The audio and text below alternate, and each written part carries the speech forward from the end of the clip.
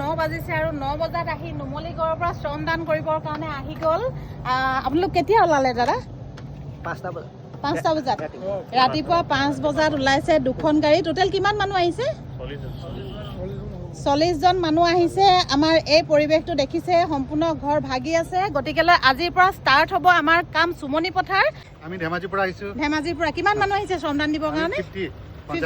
50 জন মানুহ আহিছে টোটেল তেওঁলোক। হয়, মানুহে মানুহৰ বাবে যাত্ৰা, আৰু এই যাত্ৰাত আমাক সকলোৱে লগ দিছে। কি বস্তু আনিছে ইয়াতে?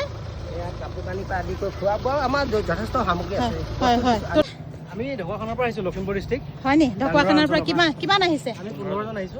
15 জন আহিছে ন শ্ৰমদান দিব? হয় হয়, শ্ৰমদান দিবৰ কাৰণে আৰু ৰাইজ আহি আছে। ৰঙাগড়া।